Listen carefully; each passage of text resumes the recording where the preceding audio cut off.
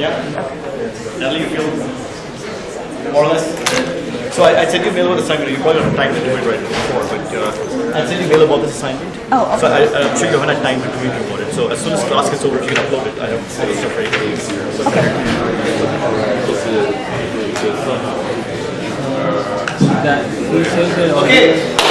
Let's start. So as you've been seeing, we have assignment. It's not uploaded yet because we'll get uploaded. It's ready to go.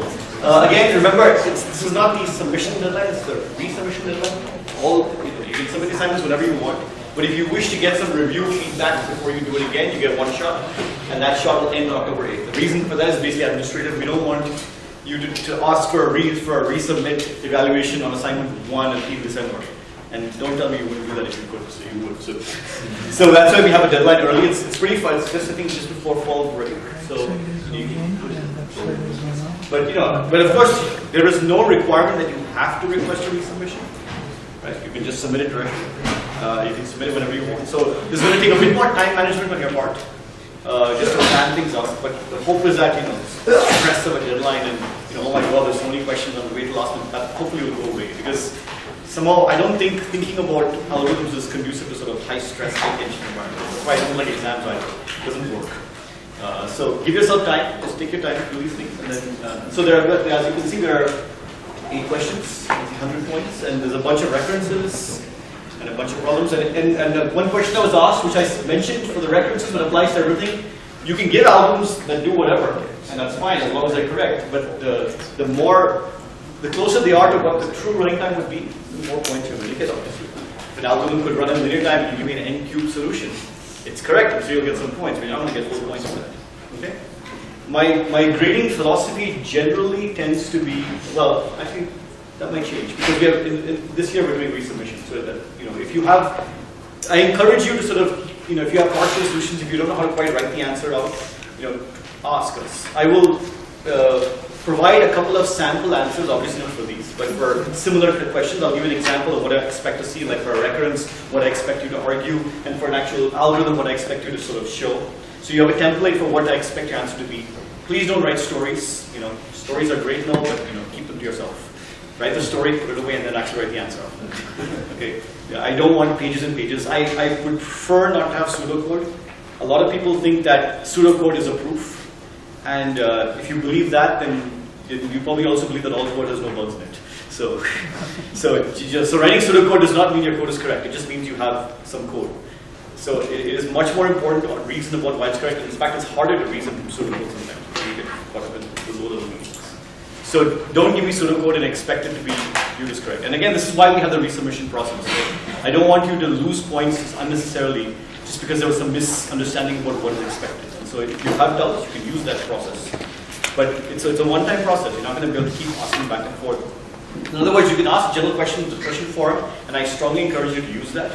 When you do a formal resubmission, that's when we will look at your questions in particular. So don't send us emails saying, oh, I have this question about this thing.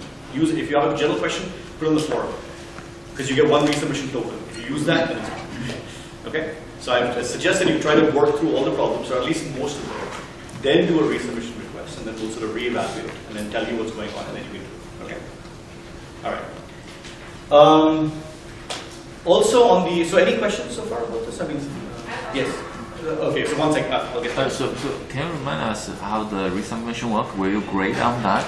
So it's going to be actually it'll be like an assignment with a deadline. Yeah. So you would submit your PDF to Canvas. I mean, will you grade on this? And no grading. Resubmissions don't. Resubmissions don't have any grading. It's just give some feedback. It's feedback. So we can make mistakes. The grading only happens when you do the actual submission, which will be a different, in Canvas there'll be a different slot. Right, so if you do it the actual submission slot, that's a submission. There'll be a resubmission slot. It's a difference, and that doesn't get graded. They might say, oh, there's a grade at one point. That's because Canvas is silly about this.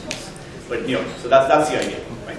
So that's what will trigger our response. You submit to the resubmission queue, they'll say, aha, this person wants a resubmission, and then we will look at it. But it won't have any adverse consequences. No, it does not. You can write you can write a series of completely wrong answers, and that's perfectly fine. Okay. Yeah. Thank you. Yeah. But we're not going to give you answers. Sure. If you think that the whole point of resubmission is to get to the answer, that's not going to happen. What's going to happen is we're going to tell you, okay, look, we expect the answer to look like this, not like that. You seem to be stuck here, and here are some cryptic hints. I'm very well known for my cryptic hints that are completely useless, so I continue to hone my skills in that regard. So, yeah, so there's a question in the back there. That was mostly, I just want to know if it was like a yes, no, like if you have or you don't have, or what you got. Right, so it's not going to be one of these binary kind of, yes, your answer is correct, no, your answer is wrong. It's going to be the opposite of that, in fact. We will not do binary things, we'll just give you a sense of where things are. Again, the main thing is to give you a sense of, if you're, like, are you on the right track on this? And again, for general questions, since all of you will have questions, I again strongly recommend you do this question form. You'll be surprised how many questions we get in individual emails that could easily have been answered one time on the forum. So just definitely use that. Yeah, so you want to do the resubmission before you do your final submission? Is It's that- optional. It's Okay. completely optional. It's a service that we're providing if you want sort of some help and clarification and understanding of what's going on. Especially, I have found that often especially with the first assignment and often with later ones, there's a bit of like, what do you expect of me to, what do you expect me to write down here? And so this is a way to sort of help you do that without penalizing you. Right? And that's the idea. And again, the point is that the assignment itself has no deadlines. Right? You just, by the end of the semester or December or whatever it is, you should submit it. But I would not recommend letting everything pile up to the end. It is probably going to be a bad idea. So if you can submit things early, that's great. Because you also get a sense of feedback, where you things stand, where you are, how things are going with the class. You get some idea of your. Any other questions? Should we use LaTeX to submit? Please. In order of preference, LaTeX, and LaTeX. Then, okay, so LaTeX, Word, and if I dig a hole, handwritten scribbles. That could be interpreted any way you see fit, depending on what you want the answer to be. No, that happens too, and I don't want that to. So please, I'm also going to be uploading the LaTeX template. It should be pretty easy just to run the template, and essentially what will happen is it'll look just like this.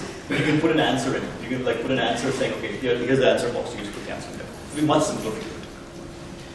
So please do that way. If for some very deep fundamental reason you cannot run LaTeX, you cannot use it, tell me soon, and then I'll see. But I really would prefer not to have handwritten scanned things. Anyway, in any case, you're going to have to scan it because I'm going to take it online. I'm not going to take any pieces of paper.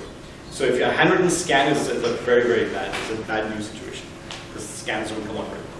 So we definitely don't want that. Okay. Other questions?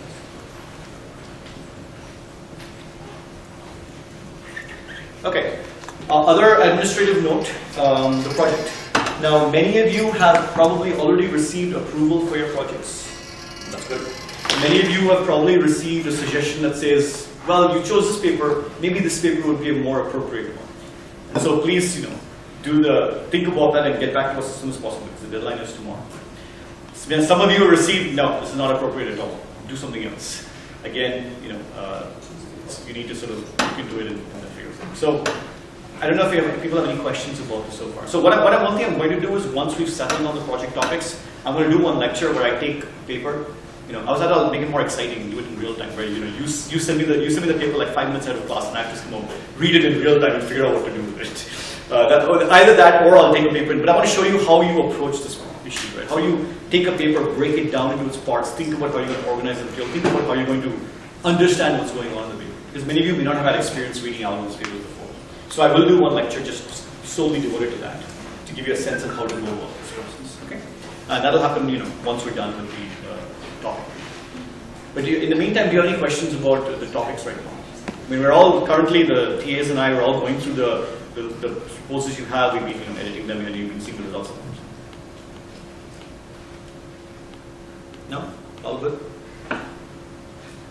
Okay, and please do try to follow instructions. That means give us the bibliographic reference, give us the PDF. It's not that complicated. All right. Anything else? We're done? Okay. Let us then move on.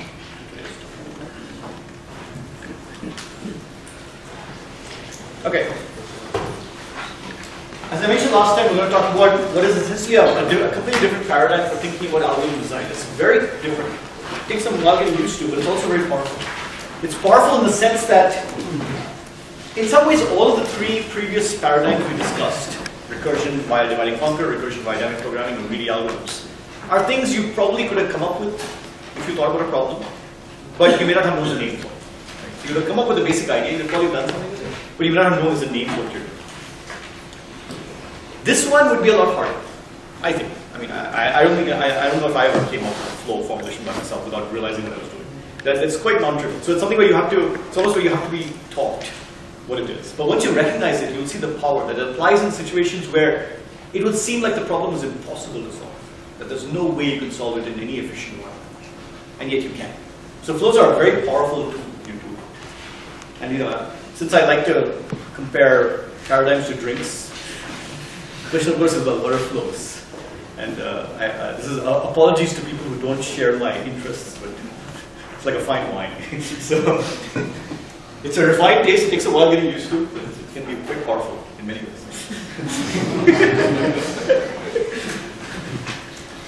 Okay. So what are flows all about? A flow problem always starts with a graph, and that's what makes it so. Oftentimes you'll have a problem you'll have a problem that says, I want to do image segmentation. I want to segment an image into foreground and background. And you can solve it using flows, which is very weird, because I just said a flow starts with a graph. And so we're going to see how you can model a problem as a graph, and how you can then solve it in flows. So every flow problem must start with a graph. In particular, it must start with a directed graph, not undirected. Okay? This is the basic step. If you're going to apply flow to a problem, you need to have a directed graph. Not only do you need to have a directed graph, you need to have numbers associated with edges. And these numbers are things we'll call a capacity, for reasons that will become clear in a second. But for now, just think of it as a number associated with every edge of the directed graph. And you will also have designated nodes that are just marked off as special. And one of them is going to be called the source, one of them is going to be called the sink. In this case, it's clear why things are coming out from the source and things are going into the sink. That may actually not be true in general, but there will be clues that they will use. So the first thing you start off with the flow problem is these things. You have a graph, you have capacities, and you have a source and a sink. Okay? Before you even worry about what a flow is. Alright? Okay. So what happens next? Once you have this, you have a notion of a flow. And to do that, we need to interpret what this capacity number means. So we said that there is a number for every edge, and we call it a capacity. One way to think about this is to say, imagine an edge as a big pipe. Okay? And you're pushing water through a pipe. Then the capacity, roughly, you can think of it as the size of the cross section. So it's some measure of the volume that can go through this. The maximum volume can go through this pipe, or the maximum number of lanes on a road. So if you say that the capacity of an edge is the maximum amount of water you can push through it, then it would be nice if you actually had some water to push through it. And that's where flows come in. A flow is another number you can assign to an edge. And that represents the amount of water you are actually pushing through the edge, as opposed to how much you could. So once I have a capacity and I have a flow, I don't want my pipes to burst. So we can say things like, okay, the flow should be, at most as much as the capacity. Also, water doesn't appear from anywhere, and we can assume our pipes don't have leaks, so they don't disappear. So water comes in from somewhere, there's some flow coming in from somewhere, and it goes out somewhere else. And the point is the water is, well, water. If I take water coming from one side, water coming from the other side, and merge them in here, at this point, I have no way of telling what came from where. It doesn't matter. It's just water. And that's actually a very important point. If you start saying, no, there are two different kinds of immiscible fluids that mix and I can keep track of them, there's a different problem altogether and it becomes much harder.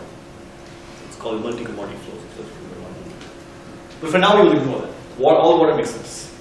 Okay, so there's some kind of lack of history. Once that water comes out, I may not know or care how much was coming in. But I don't lose any water, I don't gain any water. Okay?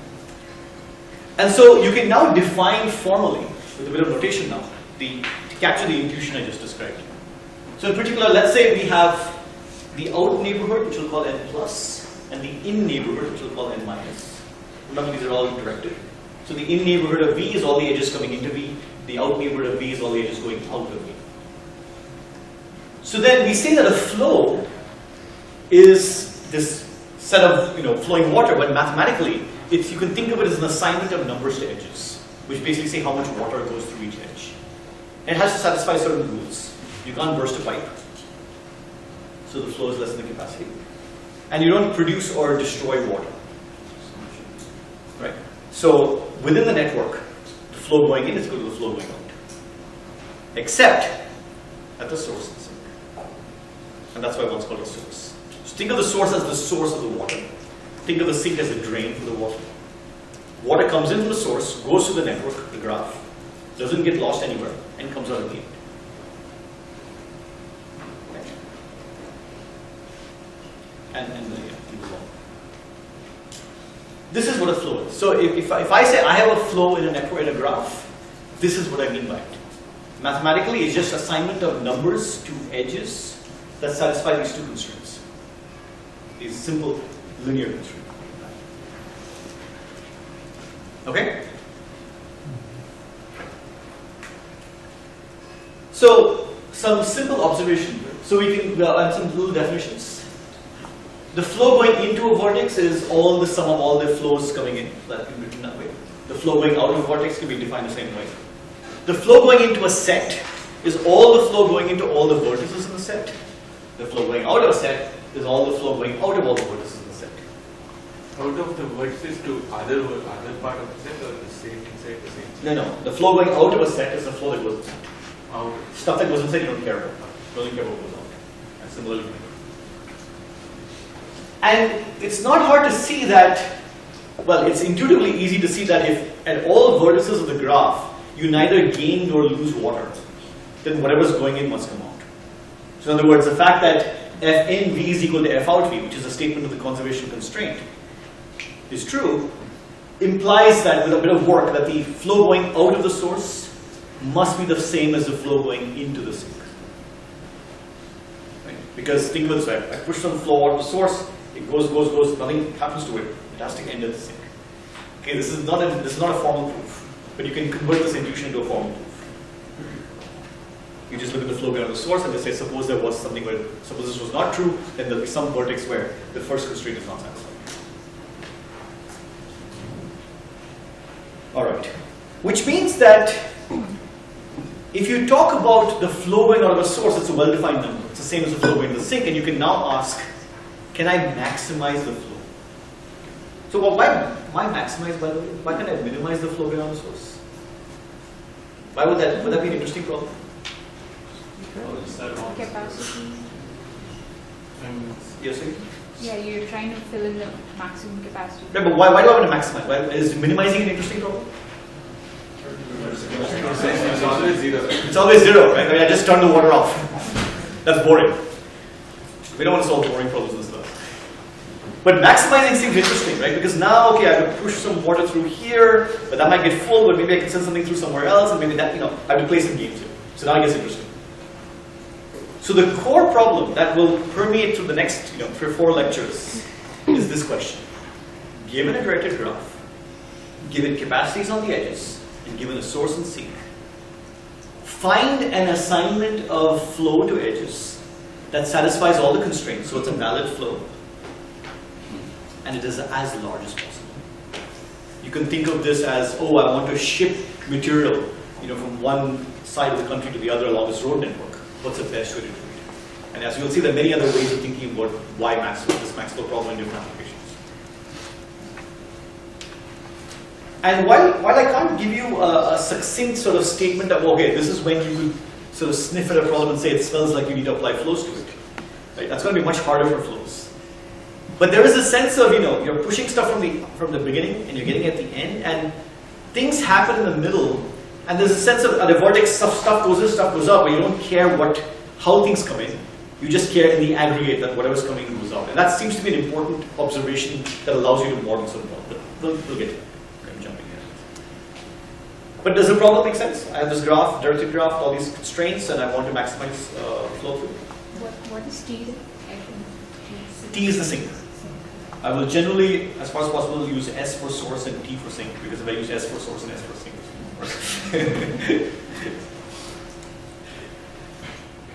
okay.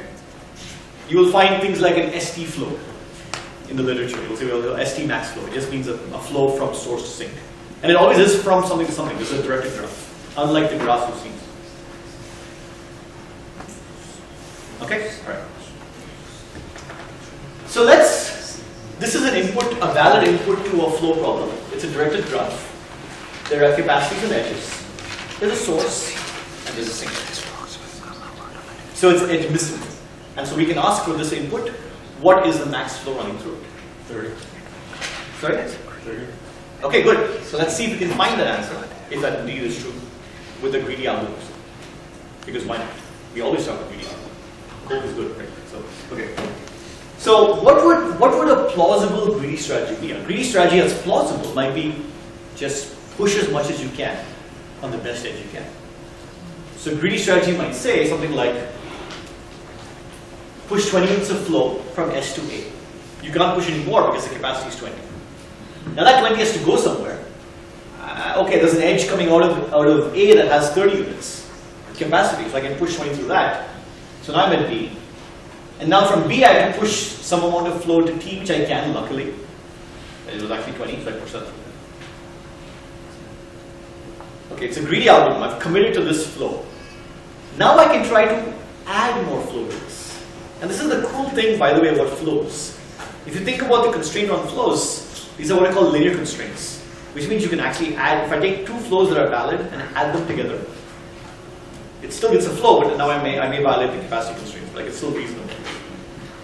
So now if I have this flow and I want to add more flow without changing anything here, can I do it?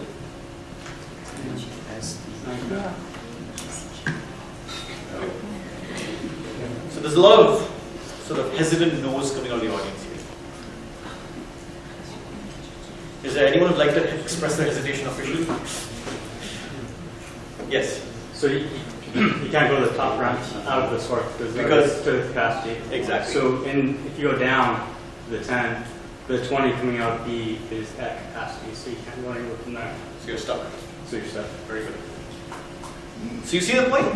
Even though maybe there's a better way to do this, and I don't know yet there is, the greedy algorithm appears to be stuck because there's nowhere else for it to push flow through. It's committed to this. This thing about greedy algorithms, they commit. They make a choice, they stick with it, they don't retrace their steps. And now I'm stuck. I'm stuck again only if this is not the optimal solution. If this was the optimal solution, I'd be fine. So the question is now, can I do better? And of course, you had proposed 30, and I see a lot of nodding in the audience saying you can do better. So let's see what we can do. Suppose we didn't do this exactly. Suppose we did something different. So let's start. So this is block time. Okay, sorry. So let's see. Suppose we do this. Sorry? I what? I cannot do that because what does this backwards thing mean? Is that what you're complaining about? Sorry, I couldn't hear you. I'm going against the direction. Very good. But suspend that complaint for about 30 seconds.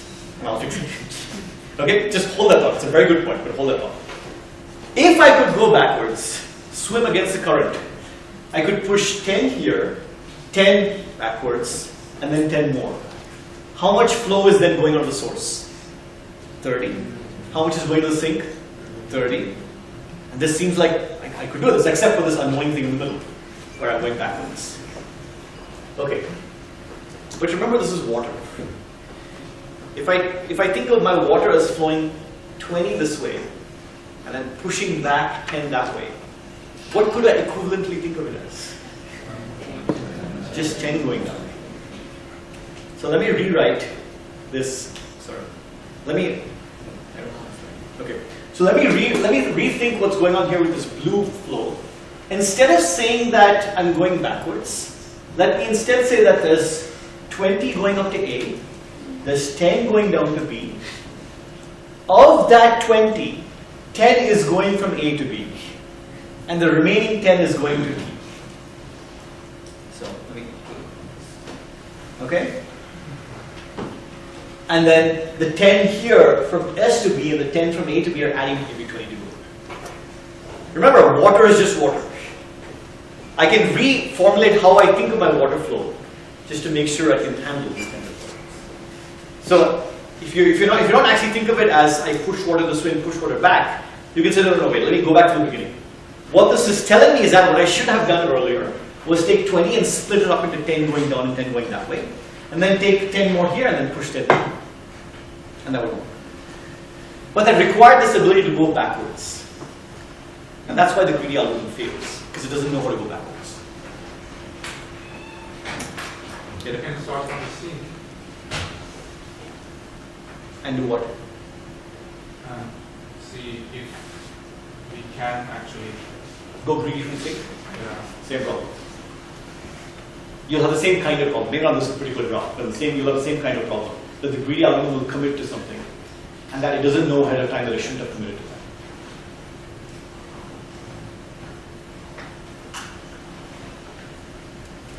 So one way to think about what's going on is to realize that what we need to be able to do is talk about going backwards with our flow as well as forward.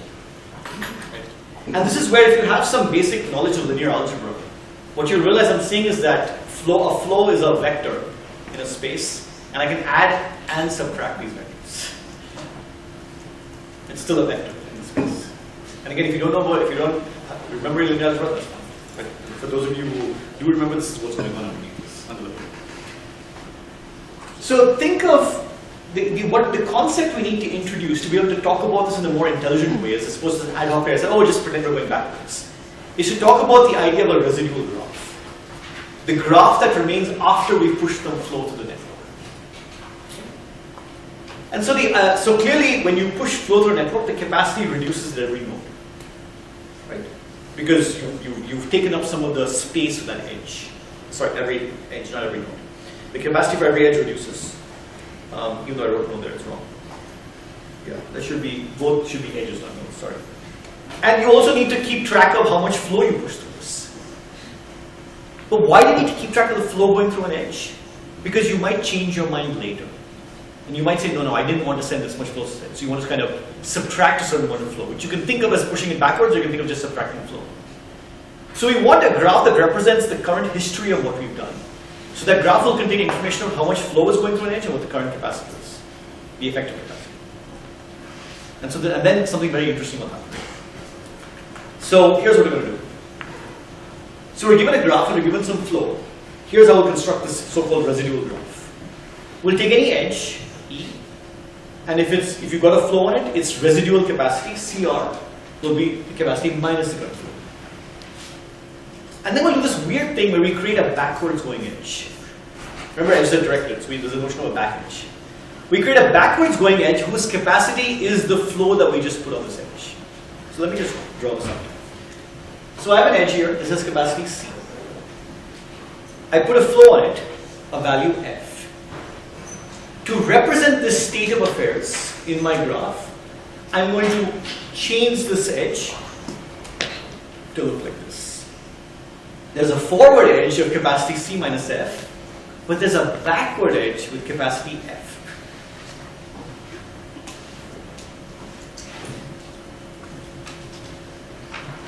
Why am I doing this? So the first part should be straightforward.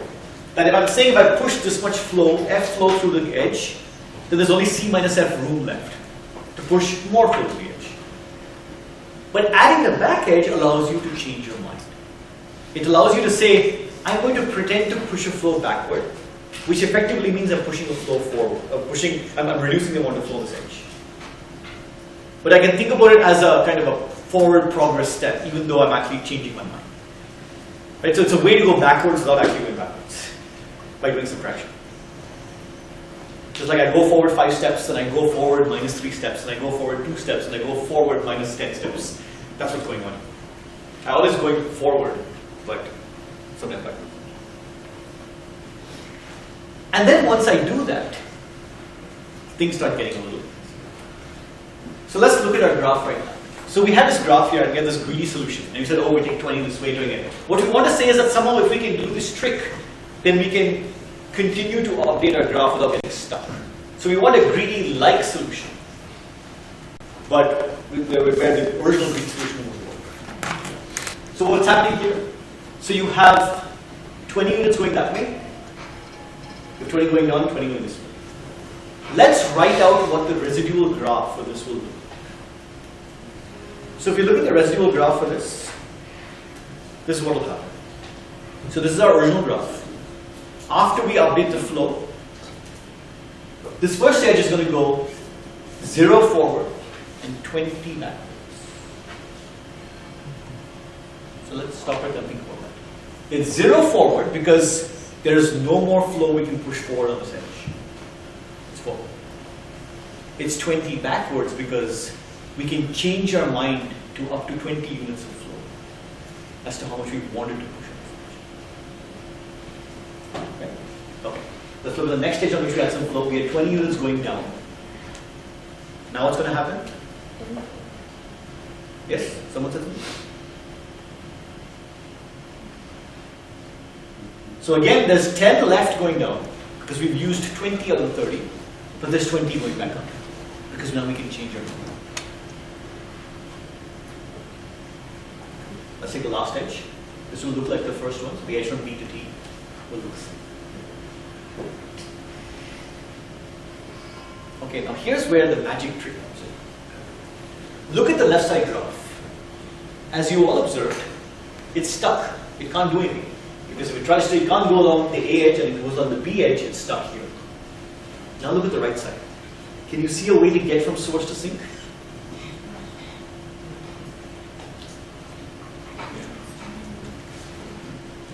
You go along S to B.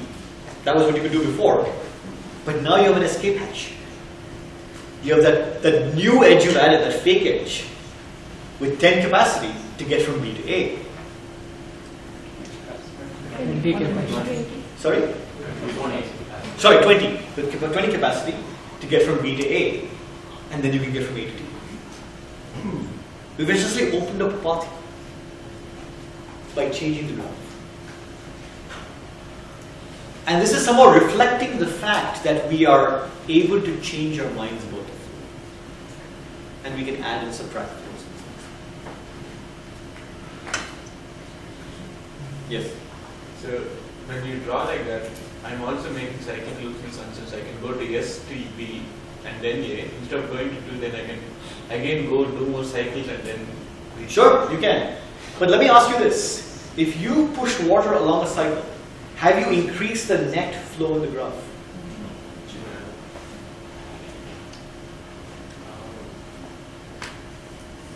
So think of my trucks going from start to finish. There's a bunch of trucks going from here to California. I send one truck on a circle around the belt. Is it going to increase my capacity ending up in California?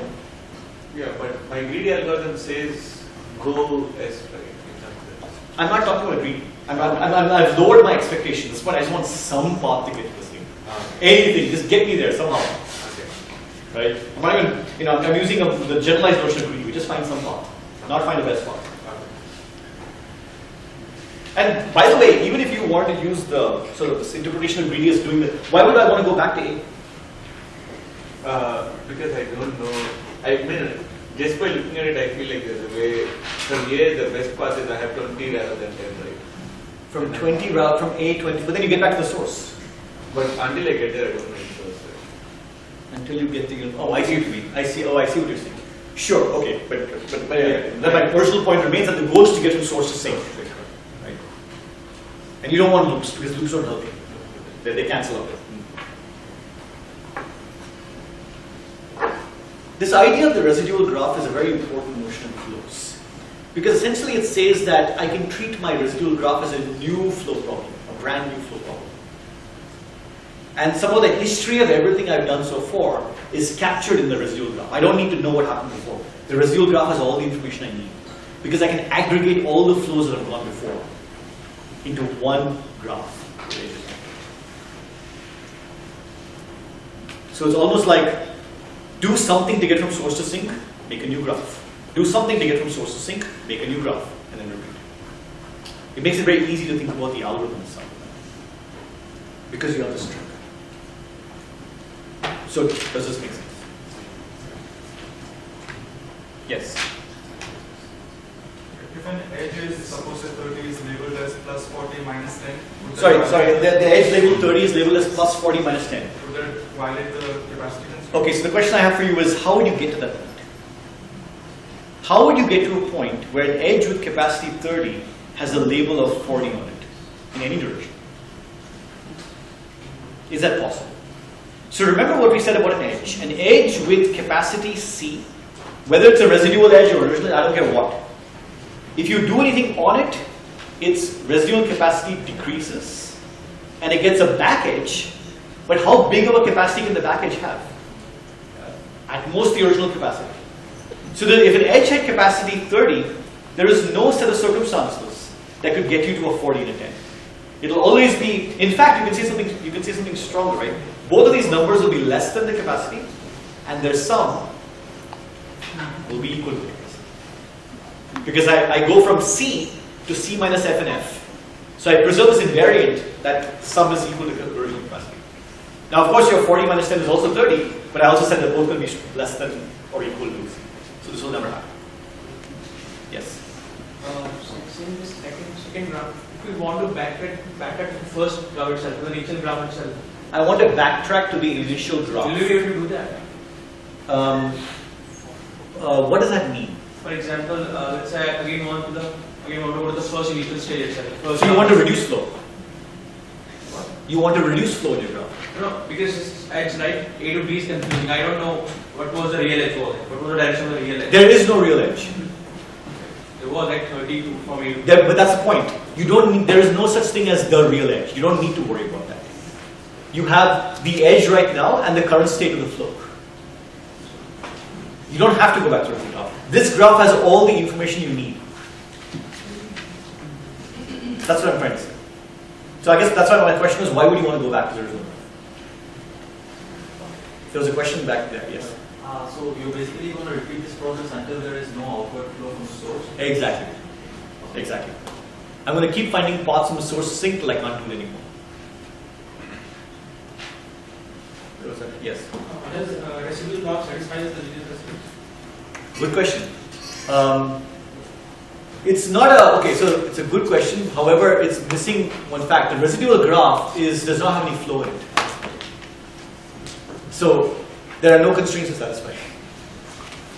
And these are the maximum weights on the edges. These are just capacities for the edges. Yeah.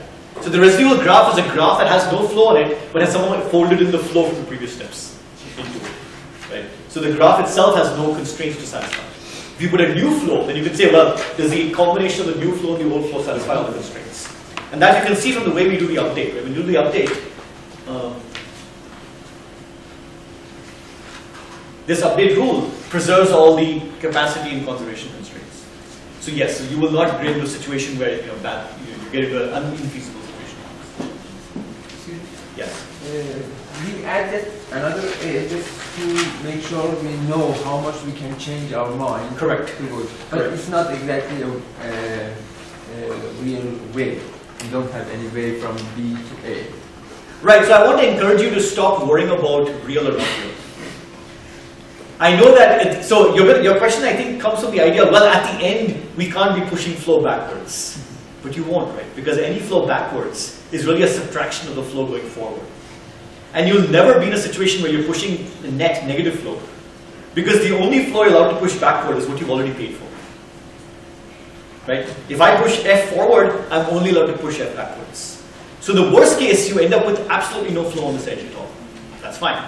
But you will never get to a situation where you inserted this back edge and it confused you and you ended up pushing edges backwards along an edge that you shouldn't have been able to do. Because I paid for everything ahead. Is that kind of what you're getting at? Okay, good. Yeah. So, kind of along these guys' comments, does this mean then that the flow for, like, if you reverse all the edges, the flow for that graph would be the same? Yes. And the flow, okay. So it's kind of neutral in that Yeah. direction. Well, It seems possible. if you reverse the edges of this graph, yes. Yeah. Once you do it there, yeah, it's kind of, yes. It's so again, it's equivalent of taking your vectors and multiplying everything by -1. So yes, yes, Okay. yes. So what you've got here is the first step. You found an original path from S to T. You made your residual graph, but I'm not following where you would go from there. Okay, where would I go from here? Good question. And where would I go from here saying, okay, I have a new graph now. I want to find flow in this graph. Forget what happened before. I give you this graph, it's a directed graph, there's a source and the sinking capacities. Can you find me a flow from S to T? So you're going to look at this and say, oh, well, you know, I can find this path at S, it goes to B, and I'm stuck going forward, so I'm going to go up to A, and okay, I got a path to T, and you got a new flow. Okay, because you're interpreting that first flow as now that's zero. And you can't No, there is no first flow. Think of it that way. I've forgotten everything about the first flow. I just gave you that graph. What did I tell you about a flow problem? It's a directed graph. It has capacities, it has source and sink. Right? Directed graph, capacity, source and sink. I never said you can't have loops. So the trick is to think about it as a brand new problem. But then why wouldn't you reuse some of the? I will. That's what I'm saying. I'm going to go back. I'm going to essentially go backwards along the BA edge. When I can only say backwards because I remember what happened before. Yeah. So I'm going to actually end up subtracting the flow of it. That's exactly what's going to happen. And that's the beauty of this construction. It allows you to essentially change your mind without knowing that you've changed your mind. Because you can pretend this graph is a brand new graph, but when you look at the net effect of everything, it would have actually subtracted the flow. Okay, maybe my question is, One second. how are you guaranteed that you're not going to repeat what you just did? I mean, I'm not going to end up with the first graph that you produced in the first place. Because good. The question is, how do I get it? I don't. Because I will guarantee that my flow value always increases. If the flow value always increases, I can't go back to where I came from. Because that flow had, say, 20. This flow is going to be more than 20. I'm always going to get more. I'm going to show you how to do it. Yes? So assume that we maximize the flow in the graph. How do we know that? It really is maximum. It seems that it would be really a maximum for. You're very trusting. Don't be so trusting. But my question is how it could be related to the problem, how we are going to say that, okay, this is a good solution for our version of the problem. But that's exactly my point. What you're really asking is how do we know this is the right answer? This is the best flow. I'm going to tell you all this. Good. This is good. The questions have moved from what is going on here to what next. This is very good. So now let me tell you what's going to happen next. The path, let me give you some names though, because names are good. We name things, we understand what they are. The path that we take from S to T, for example, this red path we had here and this blue path we're taking right now, there's a special name for them. We call them augmenting paths because they augment, they add to the flow. Okay? And an augmenting path only has, it's a path that goes from the source to the sink. And what else does it have? You can talk about how much flow you're pushing along this path by looking at what is the minimum capacity of any edge along this path. Right, it's a choke point. So for example, for this red augmenting path, what is the minimum capacity of an edge along the path? 20. So that's the amount of flow you can push. For the blue path, what is the minimum capacity of an edge along that path? 10. So you push 10. So the red path gives you 20. The blue path gives you 10 more. Every time you add a new path, you add a bit more flow. And so on, and so on. And as I said, you can update the edges same way. And the beauty of this update step, I told you push flow, it doesn't matter what the edge was in the previous step. Maybe this edge was actually a backwards edge in the previous step, it doesn't matter. You just update using the same rule as before. If you're going along that edge, then you update it, and if not, you just sort of update the flow value. It all works the same way. You don't need to know in the future whether this is a forward or backward edge. It's just an edge, and it has a capacity, and you push something. It works automatically.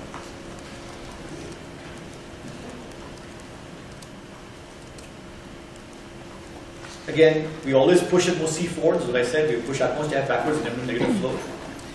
And so here is the basic algorithm. This is what is called a forward flow system. We start off with the graph. We assign all the flow values to 0. So it's our original graph. We find an ST augmenting path, a path that goes from S to T with a certain amount of flow on it. We basically find a path. We look at the minimum capacity. We say, okay, this is the amount of flow we're going to push, and we push it. And we update all those edges to give it a residual graph. Then we repeat. So we can't do this anymore. So there's no way to get from the sources. This is the entirety of it. Solve it.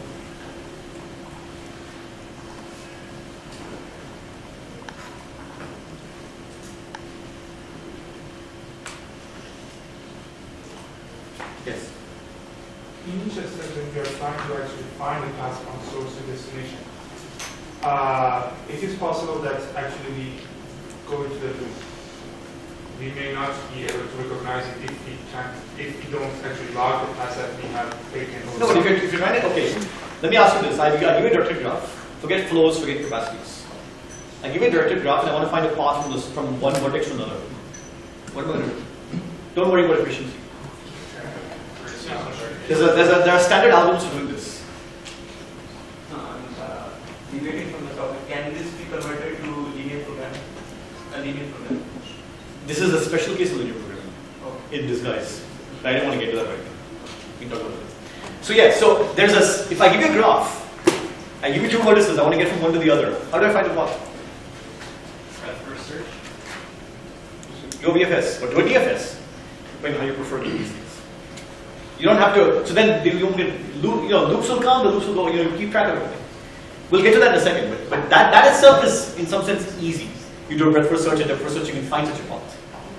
The trick is in the augmentation and how you make this magic new graph, which you get to a BFS. And that's where all this is going on. So there are many questions you should or might have about this algorithm. First of all, when it stops, because it will stop, do you actually in fact have maximized the flow? Or do you just get some answer that was kind of bled? And then the second question, of course, is how long does it take to do this? Right? How long do you have to keep finding these ST augmenting plots? I just said keep running this until you stop. That's not really helpful. It's like, do I stop at n steps? Do I stop at 2 steps? Do I stop in a gazillion steps? What? Gazillion squared? So we have a lot of questions now, hopefully, with sound. But does the algorithm itself, apart from these questions, make sense? That this is what I'm going to do. Is that clear? Yes? Okay. Gone a little bit over what I'd like to do, but let's take a 2-minute break. Just 2 minutes. Just to stretch your legs.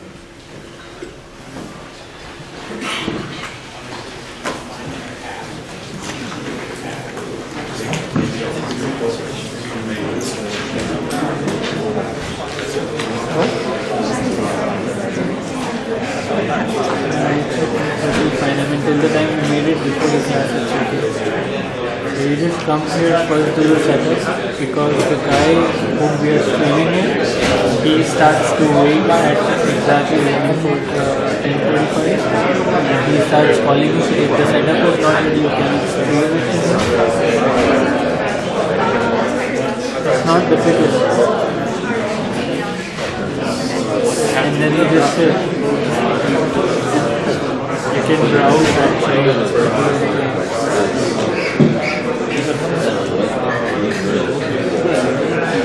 Are you PhD student? You're looking for full time?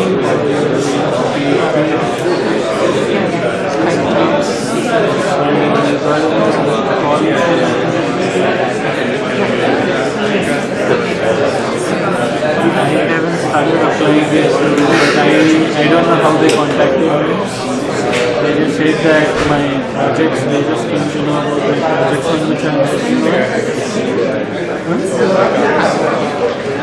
I was contacted by Google, Microsoft, Twitter, LinkedIn, and I have all of this full-time interviews and documents. So yeah, I'm working on like 3 or 4 projects right now. One is with Swift. It is on Swift and combination of both of them. I'm working on a problem on Japan similarity, minimum Japan similarity range. So we are trying to figure out minimum inclusion goal. Let's move on to try to understand what the four focus are exactly. That is, if you think it as a broader aspect. So the first thing I want to argue, in some sense the easier claim to make, is that this algorithm runs, gives us a running time analysis. If my strategy works correctly. It's not easy to give a running time analysis, but it's a little bit easier than proving it's optimal. So we need to argue somehow that this stops after a certain reasonable number of steps. Or some number of steps anyway, that doesn't go on forever. And so we want to make a series of claims that together will allow us to conclude that this algorithm in fact stops in a certain amount of time. Is it, first of all, is it maybe obvious to you that it should stop in a reasonable amount of time? I mean, you're just doing this over and over again. What could go wrong with this question? So why should I need to prove that it stops in some amount of time? You know, is it obvious that it stops? I see a lot of noise. If you have a graph with a finite number of nodes and edges, If you have a graph with finite number of nodes and edges, it will stop. Why? because if all of the edges have been used, there are no new edges. No new But paths. I can reuse an edge, can I not? I might push some flaw on an edge and change my mind. Yes? But there's still only a maximum that it will have, and you're always decrementing one of the numbers. It'll always add to a certain number, right? So by augmenting an edge, you can never keep going up, you can only go down. Have you heard of Zeno's paradox? Get halfway. Zeno's paradox is about the impossibility of motion, because at the time they didn't quite understand infinities, and the paradox was constructed in the following form. I have was it a rabbit? Maybe let's say there's a rabbit and a carrot, for argument's sake, or me and a cup of coffee, as the case may be. In every time step, the rabbit moves half the distance between itself and the carrot. Right? There's a finite distance between the rabbit and the carrot. The rabbit should be able to get there, but in fact, if at every step it moves half the distance, it will never get there. And so Zeno thought this was a problem about the impossibility of motion. Of course, this was a problem of not understanding how to sum up infinite series. But that you can't, took about 2,000 years to figure that out. But the fact that you can always increase and add does not necessarily mean that you will stop. I'm not saying that's happening here. I'm just trying to make a meta, I'm trying to raise a meta objection to your meta argument. Yes. I'm thinking we should add another constraint to the second step. When you find a path from source to sink, you want to find the maximum for that path, right? Because if you have a path that could push 20, but you decide to push 1, that's a bad choice. And that's a good point. And in fact, that's what we do. Because what we say is that we find the ST augmenting path. We find the bottleneck. The path, the edge with the minimum capacity, because obviously you can't do more than you push that much. Right. So we do that. So there wouldn't you might reuse an edge a couple of times, but when that edge is, I mean, every step you're going to be reducing its capacity if it's reused. You're going to come to a No, suppose an edge is 10 units of capacity. I push 10 units through it. Then 10 steps later I change my mind. I push 10 back. Now it's 0. Now I start again. So it's tricky. I'm not saying you're wrong, but that argument is a little bit tricky. There were some hands from the other side, yes. So could you say that you're always going to increase the capacity on the edges that are going out of the source?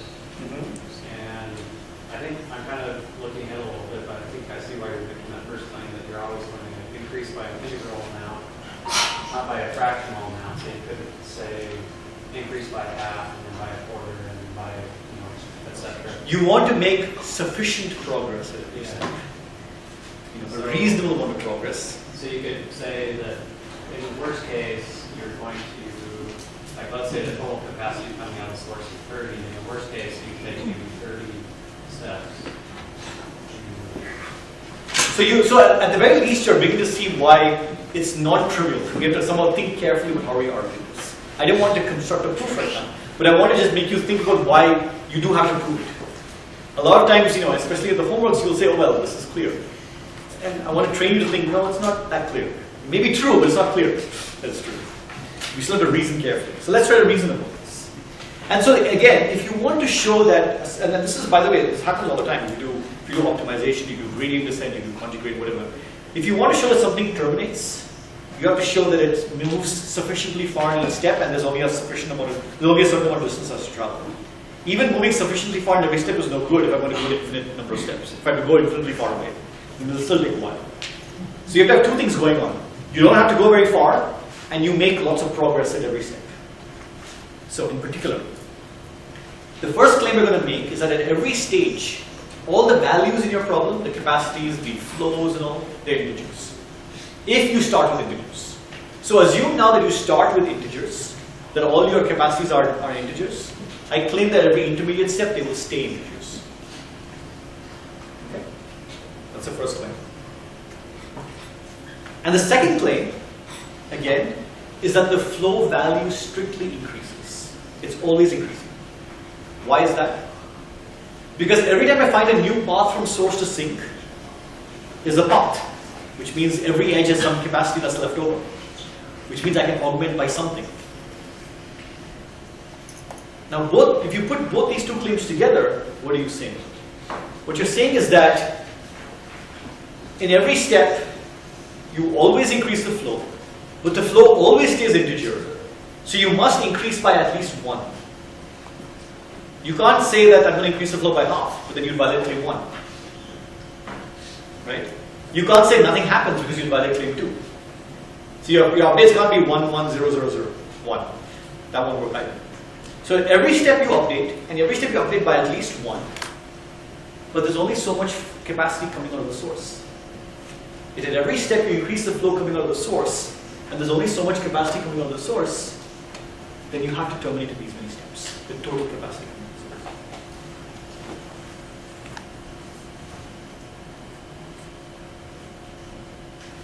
So do you see how claim 1 and claim 2 imply claim 3?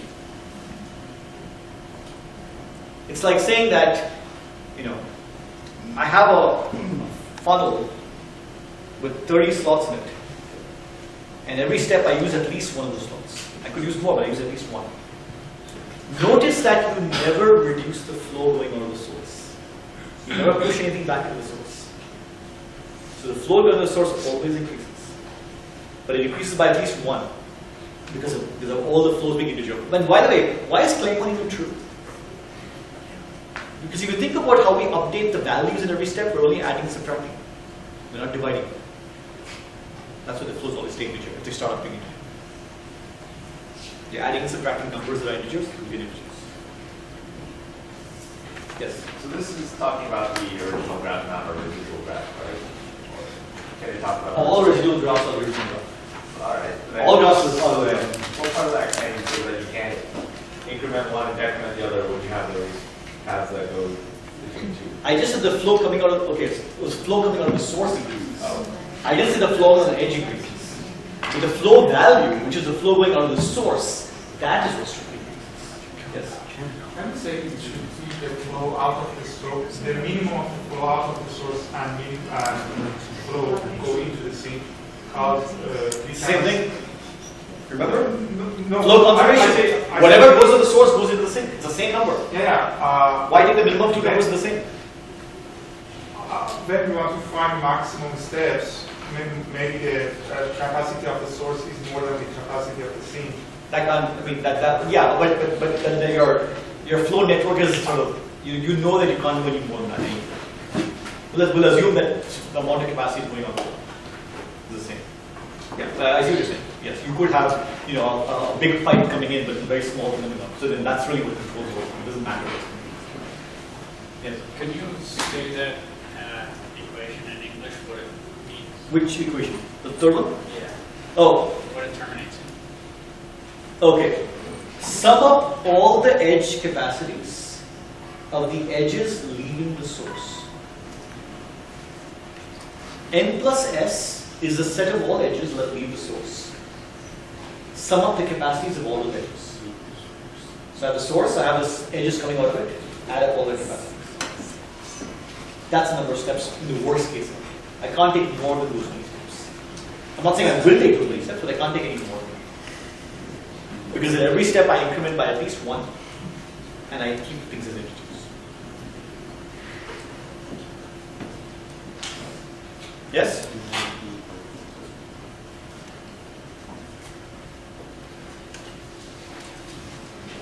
As I said before, you can do a DFS or BFS, and it takes m time, where m is the number of edges in the graph, because you might have to go through all the edges in the graph to find your path to the sink.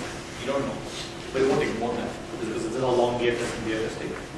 And the updating takes linear time once you find the path. So it takes n time to do that.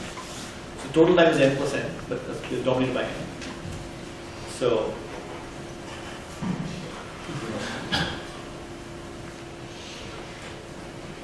Question? yes. So for Clone 3, do you mean that the C, the capacity is the maximum step for the termination? It's the total capacity coming out of the source is the maximum number of steps you will take. Alright, so but for Clone 2, why the increaseness of value is because the first edge on path is from source? Why is that important? Yeah. Right. Because we know that for intermediate edges in the graph, the flow value can go up, can go down, things can change. But nothing ever gets pushed into the source. So the flow value on any edge coming out of the source never decreases. Yeah, no, I understand why the value, the flow value increases, but I can understand why it's because the first edge on the path is from the source. Because what's happening is that if suppose you took a path that did not go to the source from some vertex to other vertex, and you push some flow on it, because of flow conservation constraints, you've got to balance things out. That might actually not increase the net flow of the system. But because the flow only goes out of the source, if you know that the first edge along this path is coming from the source, then you know you've added new flow into the system. It's not some old flow you're reusing. It's new flow. Because the source can only produce flow. It can't consume any flow. That's why it's important.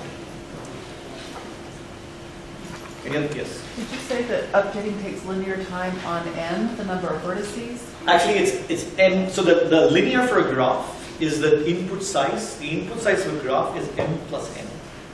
Because you have to give me edges as well as vertices. Usually in a graph, n is the number of vertices, m is the number of edges. And what is input size, or what is linear, is n plus n. Not m or n. It's m plus n. You're just updating edges, right? So why wouldn't you just say it's linear on n? I could. Like when I say linear, I mean I take m time to find that path. Okay. And then along that path is a length at most n. Okay. And then I subtract it. But yeah, so it's all. So we prove the right hand example. M times c.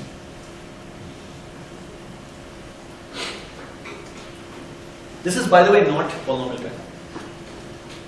This is not an efficient algorithm in the sense of being running in polynomial time.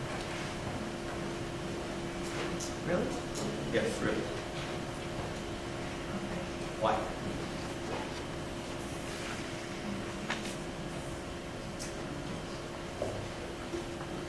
This algorithm runs in time exponentially.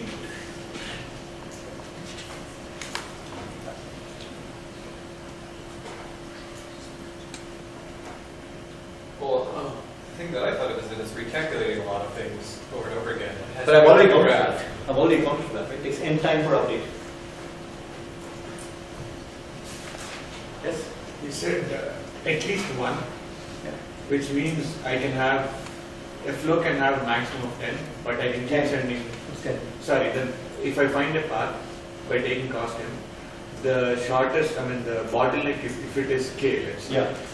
I might not, according to your algorithm, I might not be doing k. I can Well, even- no. The definition of updating augmenting paths is do exactly that. Push as much as you can. No, the algorithm is not polynomial time because of this. Something in this. Well, yes, because it's not the M. But I want you to think about why. We'll get to that later. Think about why that is. We've shown that this algorithm is in fact stops, which is good. It's always nice to know the algorithm stops. But does it give us the right answer? And the way you argue that this gives you the right answer is a very, very beautiful idea. It involves something called essentially duality. And again, if you've ever been exposed to linear programming or any kind of optimization, you've heard of the term duality. And that's coming up in here. But it comes up in a very nice graph theory. Let me define a new notion. Let's forget completely about flows for a second. Okay? Let me define a notion about cut. So again, I have a directed graph, I have capacities, I have source and sink. So I'm going to define a cut as a collection of vertices that a set A that contains the source but not the sink. Okay? And I'm going to define the capacity of a cut as the total capacity of all the edges coming out of that cut. So if this is a cut, because it contains the source but not the sink, I will look at the capacity of all these edges, the red ones, and that will contribute to the capacity of this cut, all the edges coming out of it. Right? A cut of size 1 would be the source by itself, if you look at all the edges coming out of it. This is the general cut, and this is all the edges coming out. Okay, just a definition. Yeah? Yes? Why is one of the edge hard? Okay. This edge is going out of the cut, that edge is going out of the cut, this edge is going out of the cut, this edge is not going out of the cut because neither of these two endpoints are in the cut. So, yeah. Things that go out. Okay? And here is the claim. So a series of claims. So suppose I give you any flow, not optimal flow, any kind of flow in the graph, and let AB be some cut. So A contains the source and B just contains the sink. Then the claim is that the value of this flow that you have is the stuff coming out of the cut minus the stuff going into the cut, the net output of it. Again, so what is the claim? You have a set of vertices that contain the source. I mark them off somewhere. Now I run my flow algorithm and I get some flow. It's not optimal, it's just some kind, any flow. Then the value of this flow, the 10 units of flow, Vf, is equal to the flow that went out of the cut minus the flow that came into the cut. And intuitively the proof is, well, you're not losing any water anywhere, right? So the net difference between what goes out and what came in is what eventually goes out, which should be the flow value. That's the high level idea. To prove it, you need a bit more algebra, but that's basically all you're doing. You just add up things carefully and say there's no flows being lost anywhere. The net flow going out has to be the flow that went out from your cut minus whatever came into your cut. And you could again, the proof is not particularly interesting, just using the idea. So there's some of things that you say. Okay? So just look at that expression there. The flow total value of the flow is the flow going out of a cut minus the flow going into a cut. Okay? Alright. What next? And here's the next thing. If you have any flow and you have any cut, the value of the flow is less than the capacity of that cut. Sorry? Less than rate. Yes. And again, the proof comes from the previous fact. I just said the value of the flow was the flow going out of a cut minus the flow going in. But that's just less than the flow going out of the cut, but that's just less than the capacity going out of the cut, which is the cut value. So this, in some sense, this is trivial. Right? It's a trivial statement, but to prove it is. But that statement up there is extremely important. And here's where it's important. What we're saying is the following. I take any flow, optimal or otherwise, take any cut that contains a set of vertices that contains a source. The right-hand expression I can calculate without ever running a flow algorithm. It's just a cut value. I just look at the set of vertices, I look at the edges going on, add them all up. That's easy. The first value I get from my algorithm. And now I'm saying no matter what I do, it's going to be less than the second value. No matter how hard the cut is. Let's think of an example. Suppose my cut consisted of just the source. What is the total cut value then? It's the sum of all the capacities of edges going out of the source. And then I'm saying, well, my flow is at most the total capacity of the source. You would agree with that statement, would you not? Obviously, I can't push more flow into the graph than what's coming out of the source. So that seems easy. But this is true more generally. What they're saying is that any choke point, you can think of a cut as a kind of a choke point. There's some set of vertices that you're flowing things out of, and they create a choke. That's going to control the amount of flow. If you have a highway, and one little patch along the highway that's construction is down to one lane, that's going to control the traffic, not the number of lanes you have before or after. And that's kind of what this is saying. For any flow and any cut, the flows are less than the cuts. So what does that mean then? If any flow is less than any cut, what can you say about the maximum flow? The maximum flow is also less than any cut. But then what can you say about the cuts? The maximum flow is less than or equal to the minimum cut, the choke. So if you could take a graph and you could inspect it very carefully and look over all subsets of vertices, maybe it's interface load, don't worry about that, and find the set of vertices that has the minimum cut value going out of it, the minimum capacity going out of it, that's an upper bound on how much flow you're going to be able to push through. Why is this important? If I have an algorithm that produces that value, it must be optimal, because I can't do anything. So understanding the structure of these cuts in the graph gives me a way to prove that a value I produce is actually optimal. Because if I can match that lowest value, I know that I can't do any better. In fact, it's even easier. If I can take my Ford-Fulkerson algorithm, produce a flow value, and find some cut somewhere that matches that value, I'm done. Right? Because this flow can't get any, its flow is as big as the smallest cut. I found a cut that matches it, this can't get any bigger, because there was value involved in this cut. I just said that's not possible. So if I have the flow and I have any cut, and they match, I'm done. And that's what you can show for Fulkerson. That you, from the flow result, you can produce a cut, which has the same value.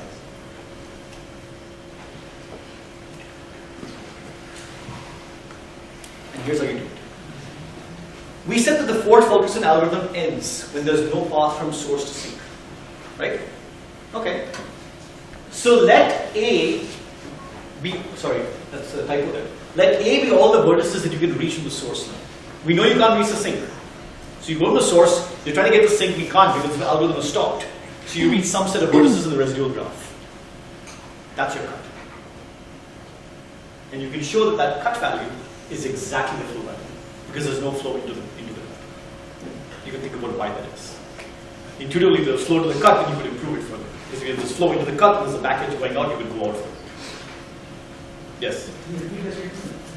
The statement is that we want to show, because of the previous statement here, we know that if we can find a matching pair of a flow value and a cut that has the same capacity as the flow value, we have shown this is optimal.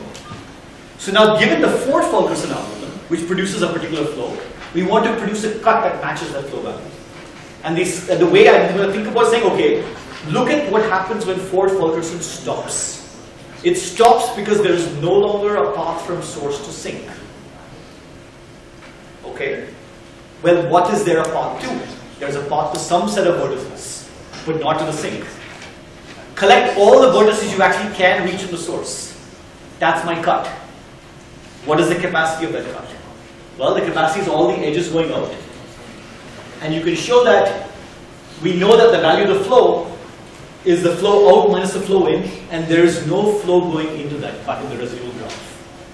Because if there was, there'd be a back edge going out and you could reach one more vertex. But I just said I reached everything. So there's no way to go out further. So in some sense, this cut is my choke point. It is the bottleneck that is preventing the flow from increasing any further. And that has the exact value. So I'm proving here that the cut capacity, capacity of the edges going out, is maximized. Because each edge going out must be full, otherwise it can go further. There's no edges with flow coming in because that could again go out further. And so that's it. And so since Ford-Fulkerson itself produces the proof that there's a cut that matches its flow value, it's optimal. That answers the question that you had earlier. How do I know what's the best solution? I know because I can prove it. I have a certificate. And again, underlying all of this is some magic involving linear programming and primal dual systems, but it's a lot more direct here. You don't need to do a lot of machine just to see what's going on.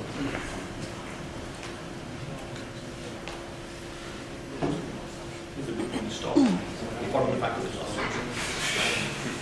But it's all, this is all the notes, so tweet this up and we'll reflect on this next week. We'll come back. Don't forget the deadline tomorrow.